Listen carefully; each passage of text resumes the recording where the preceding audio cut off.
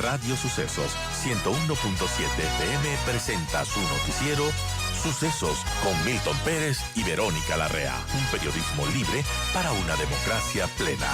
Los hechos y las opiniones de los sucesos que marcan nuestro tiempo.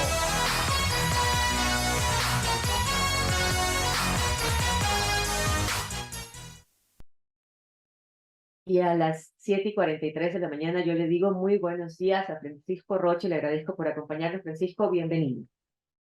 Muchísimas gracias. Un saludo a usted y a la audiencia. Gracias, Francisco. Francisco, como hemos anunciado, vamos a hablar acerca del veto a la ley de comunicación. ¿Cómo recibe los medios y los gremios de comunicadores el tema de un veto parcial cuando se pedía un veto total? El presidente justifica la acción por decir que está blindando de alguna manera a los comunicadores y a la comunicación libre para evitar que el próximo año, o después de un año de haber sido guardado y archivado, la Asamblea, quien venga, pueda cambiarlo. ¿Cómo lo reciben ustedes? Bueno, es una decisión del presidente de la República, ¿no? Así está establecida en la Constitución. Nosotros le habíamos pedido, como usted recuerda, que hiciera un veto total. ¿Qué significaba eso primero, digámoslo así? El veto total significaba para nosotros un mensaje muy fuerte sobre la libertad de expresión y sobre lo que él nos había dicho en campaña, que creía que no necesitábamos una ley.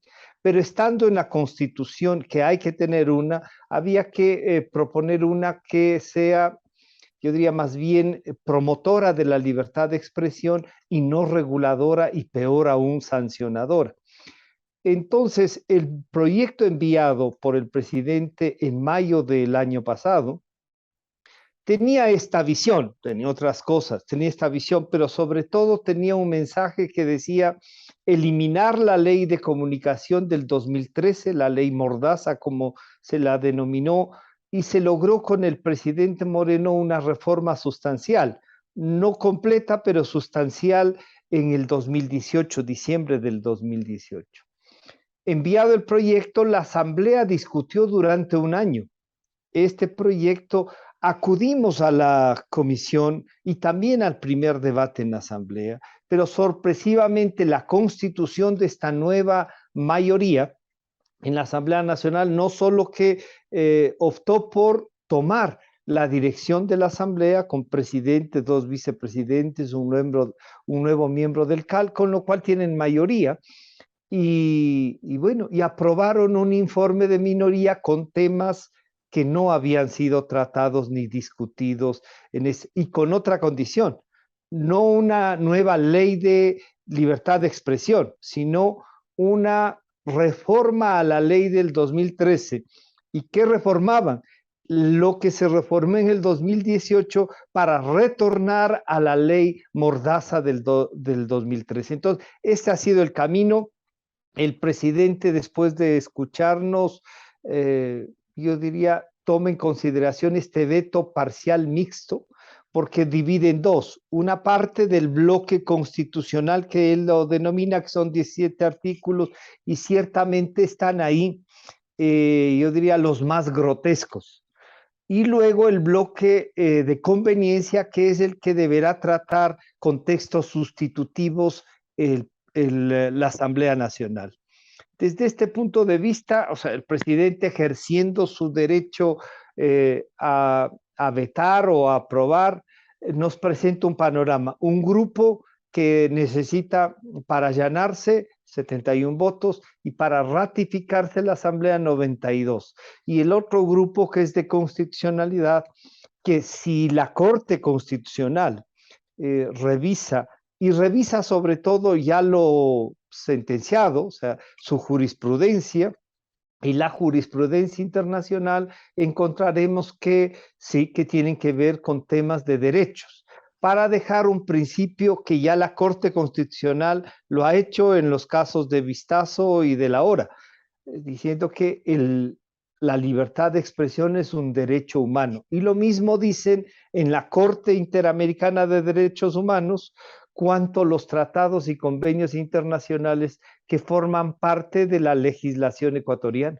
Es decir, se esperaría que la Corte Constitucional obre ya sobre jurisprudencia sentada en esos 17 temas que el presidente nos ha enviado a consulta.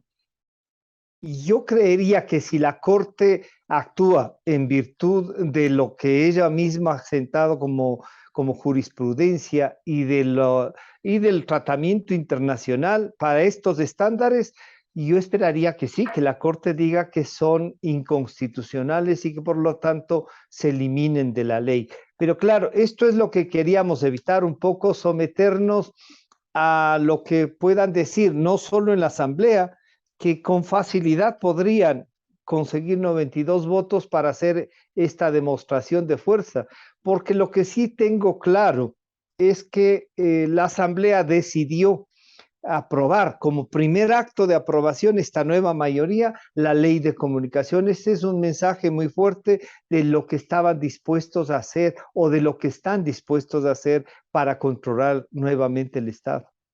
Y era un mensaje claro político y no técnico ni legislativo en realidad.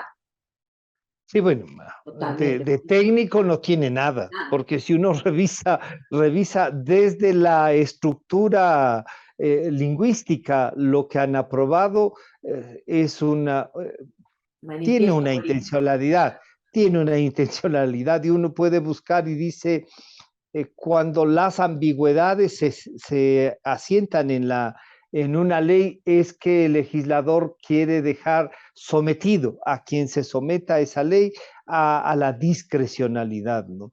Quieren ejercer el poder en la forma en que les gusta y ya vimos cómo lo hacen, ya sufrimos los medios y los periodistas, pero una cosa que hay que decir que es importante que la ciudadanía reflexione, esta no es una ley para periodistas y para medios de comunicación. Es una ley sobre la libertad de expresión que es consustancial a la democracia. Por lo tanto, lo que están atacando y ratificando es que no creen en la democracia, que necesitan un partido único, que necesitan una sola visión. Tanto que en el proyecto de ley aprobado por la Asamblea dicen que el Estado garantizará la verdad. ¿La verdad de quién, nos preguntamos? ¿Cuántas verdades se puede tener? Y nosotros, como periodistas y como medios, llevamos esa discusión a la ciudadanía. ¿De qué? De las verdades para que la ciudadanía sea quien se manifieste, pueda opinar, pueda analizar. Sí, lo que es cierto es que somos una piedra en el zapato de quien ejerce el poder político circunstancialmente en estos momentos. Además, a esto se suman otros cuestionamientos de inconstitucionalidad que preocupan al Ejecutivo. Por ejemplo, el tema de las pretensiones de los movimientos indígenas, ¿no? El tema de fomento, crédito, tema bilingüe, entrega de frecuencias. Es como un nuevo estado dentro de la comunicación, dentro de este país que es único, porque una cosa es ser plurinacional y otra cosa es tener un sesgo totalmente diferenciado, que es algo que tampoco entienden. Eso también es gravísimo para el tema de la comunicación. Bueno, han venido trabajando en legislar y dejar espacios como que aquí hay estados dentro de otro estado. No, el estado es unitario, sí se reconocen nuestras nacionalidades, si lo quieren denominar así, se reconoce nuestra diversidad étnica en el Ecuador, que es lo que nos hace un país distinto, diverso y riquísimo en culturas. Pero eso no significa que usemos eso para dividirnos, para tener unos juzgamientos diferenciados y un tratamiento diferenciado. No es correcto que cualquier sector, no importa, cualquiera, tenga suelen decir, una discriminación positiva. No, aquí no hay una discriminación positiva, que hay un manejo abusivo de la legislación y del lenguaje para dividirnos. Necesitan pobres y necesitan gente que dependa del Estado, porque así es la mejor forma de controlar a la población, y eso es lo que la ciudadanía no se da cuenta, que lo que quieren es controlarnos, tanto que en este mismo proyecto dicen que si es que nos ha sancionado, porque crean además esta oficina en la Defensoría del Pueblo, ¿cuál es la sanción? Aunque dicen, pero no hay sanción. Sí, claro, nos están diciendo que nos van a hacer cursos, nos van a adoctrinar, nos van a tener hasta que tengamos la narrativa que ellos quieren que tengamos. Eso es lo que le proponen a la ciudadanía. Entonces, díganlo así. Esto es un tema ideológico y no es un tema de derechos. Se habla del Consejo de Comunicación que también está dentro de los cuestionamientos del mandatario. ¿Debe haber un Consejo de Comunicación? ¿Debe haber un sitio en donde converjan como, por ejemplo, lo hay en países como más desarrollados y que han pasado dramas tremendos como Alemania, en los que se sientan diferentes actores de la sociedad y convergen en ideas, no dan adoctrinamiento ni lineamientos, pero sí aportan ideas desde distintos espacios de la sociedad para que los medios tengan un panorama más amplio de cómo hacer una comunicación en los espacios comunitarios que se necesitan. ¿Algo similar podría ser cómo se lo maneje? Si uno revisa dos consejos de comunicación que son importantes, el de España y el de Alemania. En los dos casos tenemos ley de radio y televisión y de el manejo radioeléctrico, ¿no es cierto? El espectro radioeléctrico. Eso deberían tratarse así, con diversidad, no mezclar la comunicación con temas técnicos, porque la técnica no es la comunicación, es el manejo de instrumentos del espectro radioeléctrico que nadie va a discutir que administra el Estado porque es un bien de todos. Pero el momento que concesiona, entrega a la administración y tiene que haber unos cumplimientos de ese manejo, no de los contenidos, porque aquí lo que se quiere es controlar los contenidos, tanto que sacan de la información la opinión. ¿Y cómo así la opinión va a salir de la parte de opinión? Por ejemplo, en los periódicos, tenemos una página de opinión donde hay varios sectores que escriben, se pronuncian, reflexionan, cuestionan.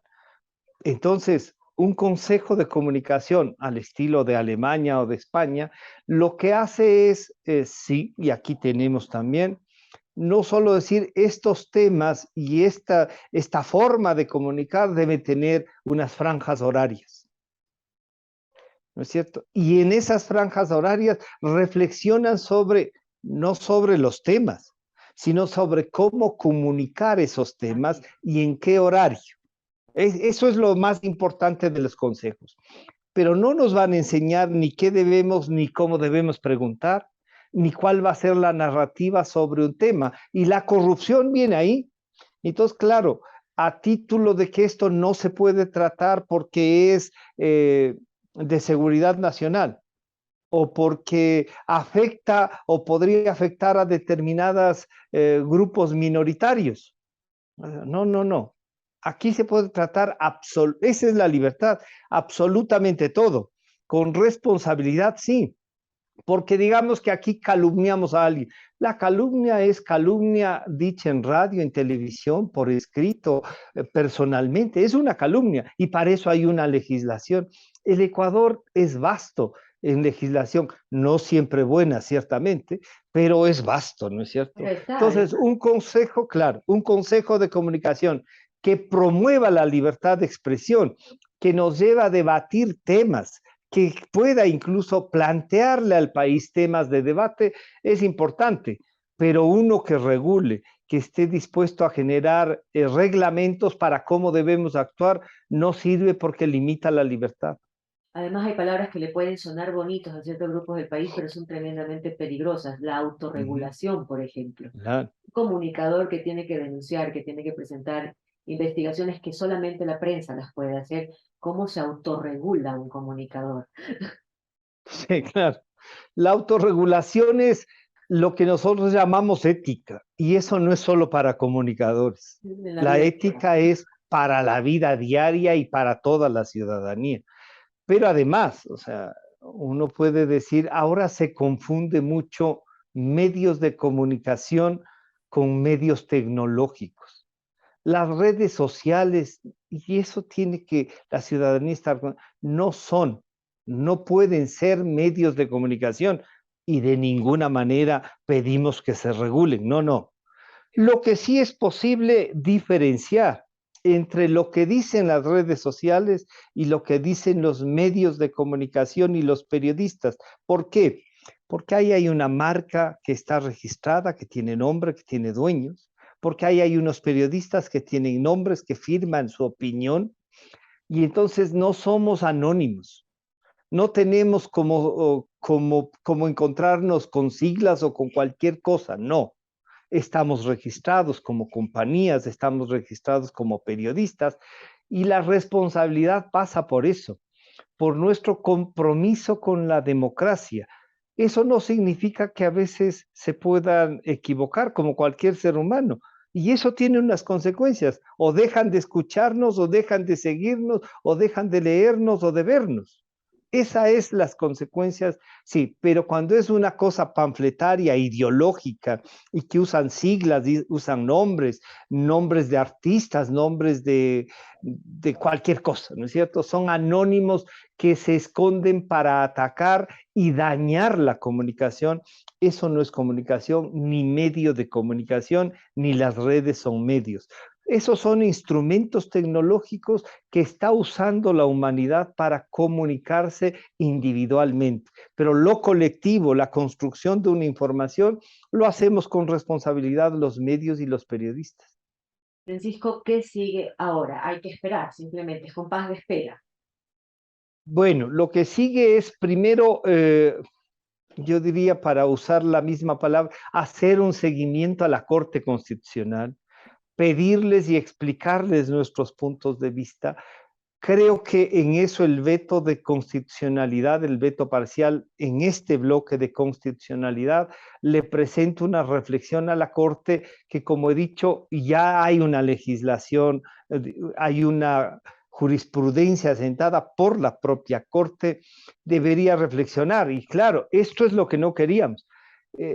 Esperanzados en que sí, nos toca ejercer este debate y esta reflexión para que la Corte, en donde ciertamente no es la Corte cervecera de cuando se aprobó la ley del 2013, esta es donde hay jueces, el propio presidente Ali Lozada o la vicepresidenta María del Carmen, se me fue el apellido, de María del Carmen, está Corral, María del Carmen Corral, está ahí Enrique Herrería, o sea, hay gente que uno, la doctora Calderón, que uno Tiene su dice criterio. por su, sí, que su criterio ya ha sido pronunciado antes, y entonces tenemos la esperanza de que ese criterio se vea reflejado en lo que tienen que hacer en estos 30 días.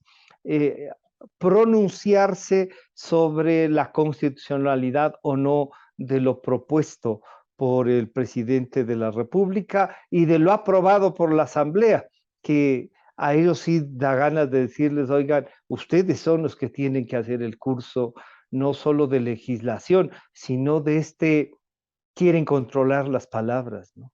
Y cómo usarlas.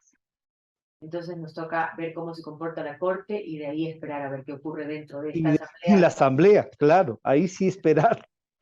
La esperanza es lo último que se pierde, suelen decir, no. Pero la prensa ecuatoriana ha aprendido a capear y a enfrentar estas vicisitudes todo el tiempo. Sí, bueno, digamos que no solo desde que se instaló el periodo del expresidente Correa, sino que a través de los años que se aplicó la ley Mordaza, que fuimos perseguidos, fuimos enjuiciados, en algunos casos, causaron el cierre de algunos medios pequeños en provincias, porque en una provincia pequeña una multa de 3.000, 5.000, 8.000 dólares daña el presupuesto general de una radio y se pierde, periódicos que han cerrado, la pandemia ayudó mucho más a profundizar esta crisis de medios y por lo tanto a perder plazas de trabajo para periodistas. Sí, somos luchadores permanentes por la libertad y eso tiene un costo. Es esto de estar en la mirada de todos, pero sobre todo de quien ejerce el poder que no quiere que digamos las verdades como encontramos otros, sino que quieren instalar su verdad. Y lo que sí les recordamos, y esto es nuestro compromiso como medios y como periodistas, es que no vamos a callar y que no somos parlantes ideológicos de nadie. Con esas palabras de Francisco Rocha, yo les agradezco. Francisco, muchísimas gracias. Esperemos haber Gracias a usted. de las dos entidades y estaremos pendientes y siempre los micrófonos abiertos para poder Un escucharnos. abrazo, muchísimas gracias. Estaremos en contacto entonces. Hay que seguir trabajando como todas las mañanas Así ustedes. es.